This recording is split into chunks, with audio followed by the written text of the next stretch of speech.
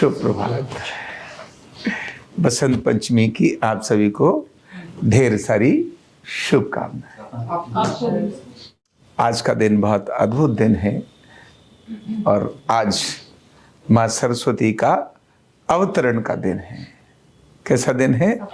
माता सरस्वती का अवतरण दिन है। आज के दिन का वैज्ञानिक बहुत महत्व है, धार्मिक महत्व है, सामाजिक महत्व है, आरोग्य को लेकर के भी महत्व है। हमारे सारे जितने भी त्योहार मनाए जाते हैं उनमें आरोग्य को सबसे पहले रखते हैं, स्वास्थ्य को सबसे पहले रखते हैं।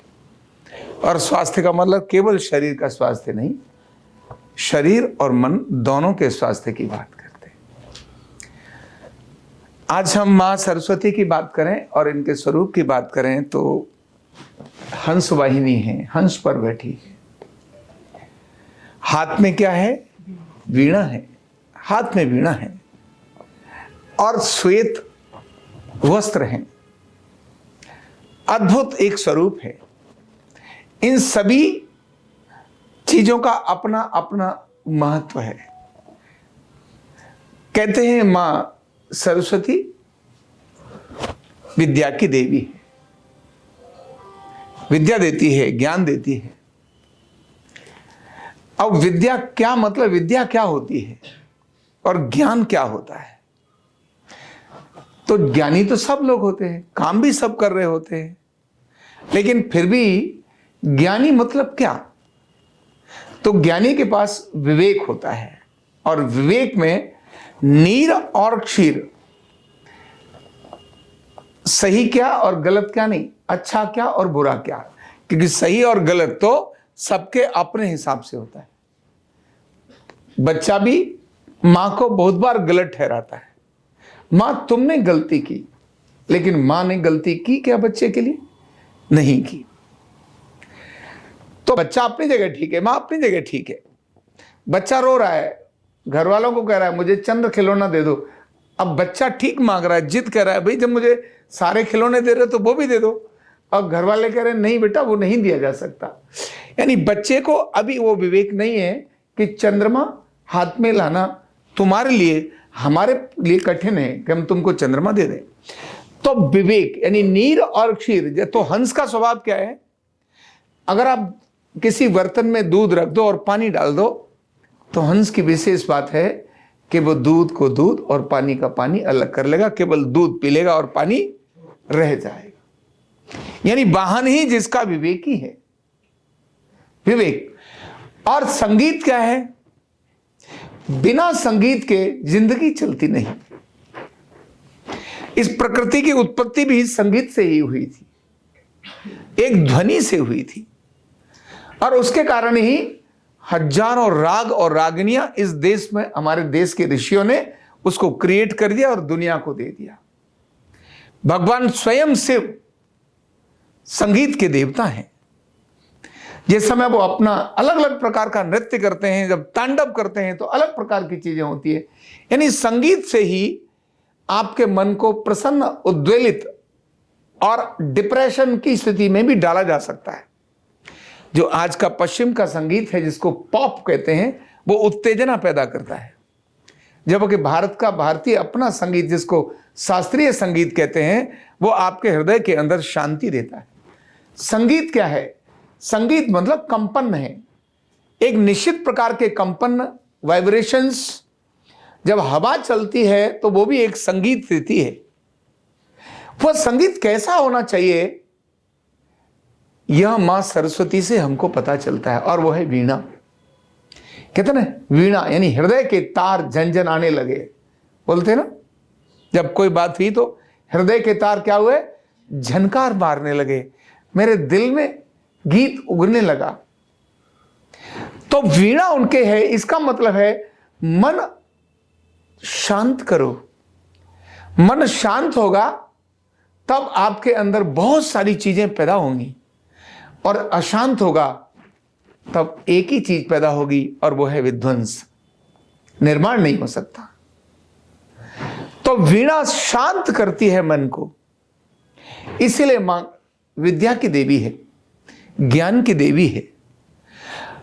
ऐसा उनका स्वरूप केवल कल्पना नहीं है।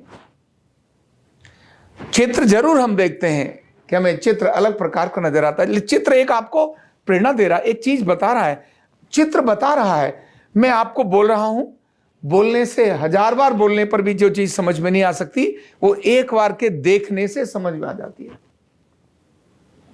कृष्ण ने अर्जुन को अनेक बार बताया, महाभारत के युद्ध में बहुत बार बताया, अरे भाई तुझे करना क्या है, आत्मा आती है, आत्मा जाती है, नश्वर है, सबको मरना ही है, जो गलत कर रहा है उसको मार। उसको समझ नहीं आई, सारा योग रटा दिया, सारे ग्रंथों का ज्ञान उसको दे दिया, समझ नहीं आई। तब एक छोटा सा काम किया भगवान कृष्ण ने, अपना एक विराट स्वरूप दिखाया। अभी घंटों उनको बताते बताते समझाते समझाते थक गए, एक छोटा सा स्वरूप दिखाया, उसके बाद ही अर्जुन सरेंडर हो गया। तो दिखाने से जो बात पता चलती है वो बताने से ज्यादा प्रभावी है। मां सरस्वती का जब हम चित्र देखते हैं तो वह हंस, उनका दिव्य स्वरूप और हाथ में वो वीणा, यह हमको एक अलग प्रकार की शांति और आनंद प्रदान करती है। इसको नमन करने से ही अपने आप में वो भाव हमारे अंदर पैदा होना शुरू होते हैं। उसकी वैज्ञानिकता जाननी चाहिए। दूसरा पक्ष आता है, आखिर आज का ही दिन क्यों चुना? तो भारत प्रकृति का पुजारी है, भारत प्रकृति का पुजारी है। यहां रंग बिरंगी 6 ऋतुएं, वो जो गाना है ना कि 6 ऋतुएं, पतझड़ सावन बसंत विहार, और है ना वो कहते हैं ना, तो उस पतझड़ सावन बसंत विहार, 7वां मौसम किसका? प्यार का। ये सारे के सारी 6 ऋतुएं सिर्फ प्यार को ही बताती हैं। कोई भी ऋतु ऐसी नहीं है जो दुत्कारती हो, सिर्फ प्यार बताती है। तो ये जो 6 ऋतुएं हैं, इन ऋतुओं में से ये बसंत ऋतु हमारी सबसे सुहावनी और आनंद वाली ऋतु है। इन दिनों में न अधिक ठंडा होगा, न अधिक गर्मी होगी। अभी जो सर्दी थी, ऋतु का मतलब आज का दिन नहीं, ऋतु मतलब प्रारंभ हो रही है। आज से बसंत ऋतु प्रारंभ हो रही है। अब ये पूरे 2 महीने हम जाके अपना देखेंगे तो उन दोनों महीने के अंदर प्रकृति अलग अलग प्रकार की छटाएं बिखेरेगी, और इसी ऋतु के अंत में आकर आएगा हमारा नववर्ष, भारतीय नववर्ष, जिस समय प्रकृति सबका स्वागत कर रही होगी। खेत इस समय नई फसल दे रहे हैं, अब नई प्रक्रिया शुरू हो रही है। सरसों धीरे धीरे बड़ी होने लगी है, अब धीरे धीरे उस पर फूल अलग प्रकार के दिखाई देने लगेंगे। जैसे वो पीलापन आएगा, सब प्रकार की प्रकृति एक नए पत्ते धारण करेगी। अभी जितना है ठिठुरन है, धीरे धीरे वह चीजें खिलने लगेंगी। तो आज का दिन इसीलिए प्रकृति पूजा का दिन भी। आज का दिन पीली चीजों को खाने का दिन है। ध्यान रखना, हमारे शरीर के अंदर वो सारे रंग विद्यमान हैं, और वो सभी रंग हमारे आरोग्य का कारण बनते हैं। हम उसमें से विटामिन को जानते हैं। एक विटामिन ऐसी है जिसके कमी होने के कारण से हमारी एक इंद्री खत्म हो जाती है, और उसका नाम है दृष्टि। ऐसे तो बिना आंखों के भी चल जाता है जिंदगी, लेकिन आंखों से ही रंग नजर आता है। रंग क्या है यह सिर्फ आंखें बताती हैं। तो जो पीली चीजें खाने की परंपरा हमारे ऋषियों ने डाली, ऐसे तो पीले का अपने आप वैज्ञानिक महत्व है, लेकिन फिर भी पीली चीजों में जो विटामिन होती है वो आंखों के लिए बहुत उपयोगी होती है।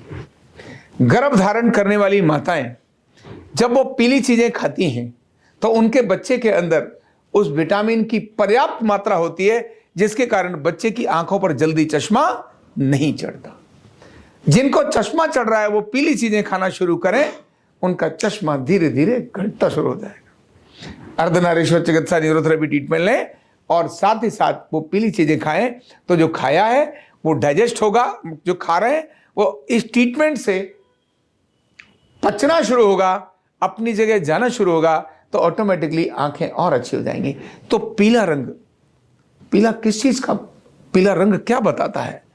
पीला रंग देता है हमारे को ज्ञान देता है, प्रकाश देता है, प्रगति देता है, उन्नति देता है। पीताम्बरी देवी की साधना करते हैं, मां पीताम्बरी देवी की साधना करते हैं। पीताम्बरी का स्वरूप अपने आप में, यानी देवी ही एक पीताम्बरी है। तो पीला ये अपने आप में आज के दिन ग्रहण करते हैं, और साथ में खिचड़ी आज का विशेष भोजन होता है। पीली यानी किसकी, चावल में कुछ मिला करके ऐसे वो खाना, और ये इसका अपने आप में एक महत्व होता है। यानी हमारे आरोग्य के लिए ये बहुत चेंज हो रहा है ना, सीजन चेंज होते समय अभी अभी हमने इसी 5-7 दिन पहले लोहड़ी और मकर संक्रांति पर अभी हमने तिल गुड़ खाए थे। गन्ने को आग में लगा करके पटाखा मार के उसको जब चखा था, वो अपने आप में आरोग्य दे रहा था। यह मां सरस्वती का दिन, आज बसंत पंचमी, आज से ऋतु का परिवर्तन, ये हमें उस पीले की तरफ लेकर जाता है। धार्मिक ग्रंथों में भी हमारी इस माता का यही वर्णन है। जब हम सब चीजों को हर्ष और उल्लास से मनाते हैं, आनंद के साथ मनाते हैं, तो एक अलग प्रकार की प्रसन्नता होती है। आज सारे देश में बसंत पंचमी का उत्साह कितना है।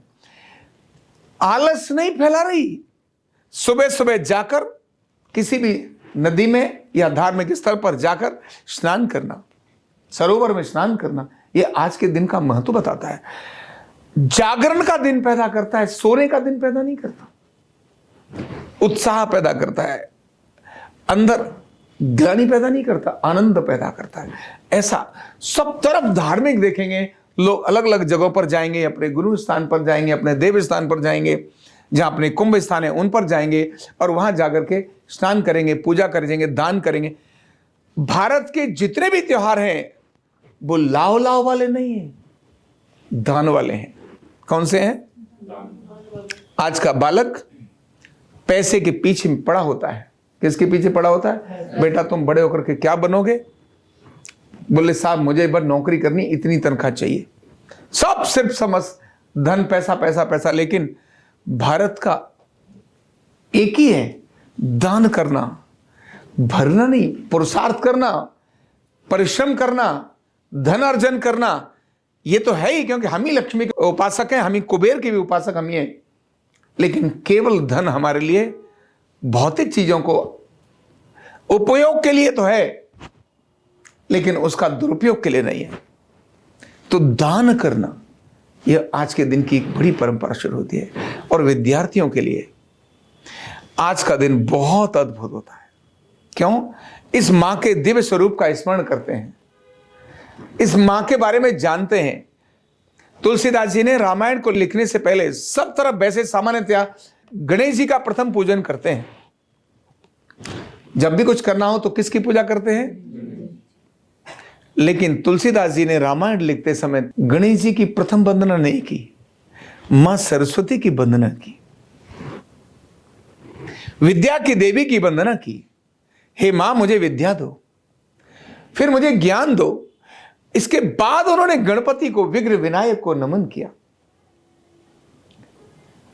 तो सरस्वती मां गणेश जी से भी पहले आती है। वैसे तो हर मां गणेश जी से पहले आती है।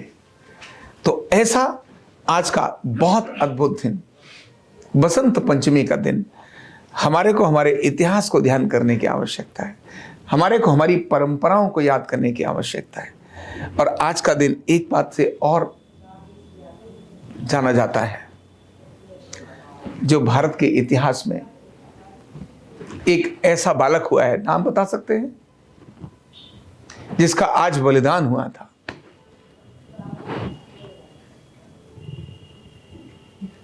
आज का दिन सब तरफ इस प्रकार का पूजा का क्रम चल रहा है। ऐसा ही एक छोटा सा बालक, मुश्किल से उसकी उम्र थी अभी बहुत 11-12 साल, बहुत अधिक बड़ा नहीं था।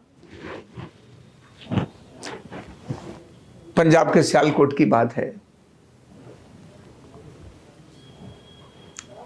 जो अभी पंजाब में, आज पाकिस्तान के अंदर है, उसकी बात कर रहा हूं। उसके अंदर ऐसा था, वो बालक विद्यालय, अपने जो मदरसा था उसमें पढ़ रहा था, सारे बच्चे उस समय पढ़ रहे थे, और उसने कह दिया आज तो मां सरस्वती का दिन है। तो उसके साथ जो पढ़ने वाले बच्चे थे, जो उस समय इस्लाम को मानने वाले थे, उन बच्चों ने उसको तुरंत मां को गाली देना शुरू कर दी।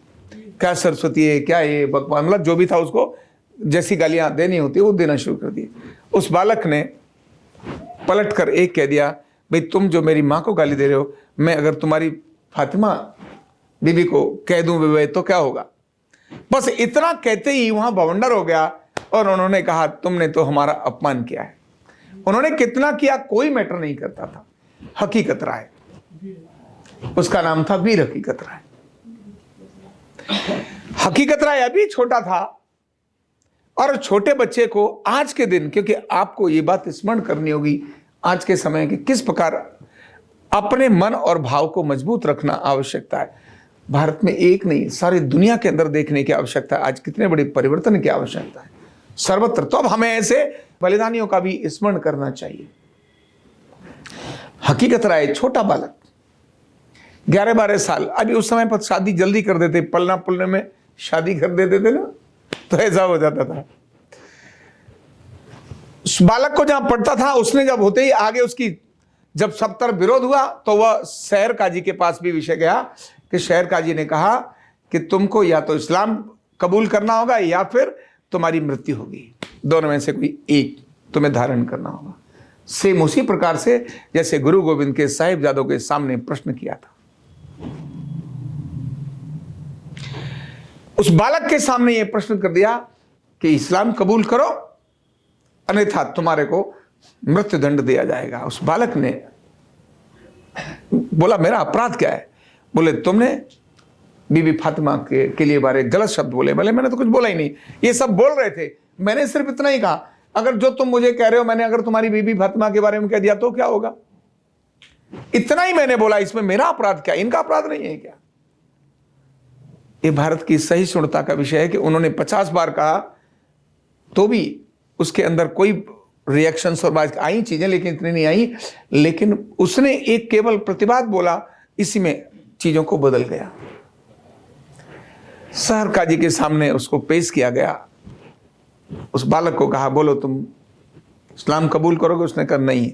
उसने एक ही प्रश्न किया, उससे पहले उसने अपने घर में बात की। घर वालों ने भी उसको कहा बेटा देख ले जिंदगी बहुत बड़ी है। बच्चे ने कहा कि क्या मैं इस्लाम कबूल करने के बाद कभी मरूंगा नहीं? उन्होंने कहा मरना तो है ही। बोले जब मरना ही है तो मुझे अपने स्वधर्म में क्यों नहीं मरना चाहिए, मुझे अपने सनातन में क्यों नहीं मरना चाहिए, मुझे परिवर्तन कर मरना ही है फिर भी क्यों बदल के मरूं? और वो छोटा सा बालक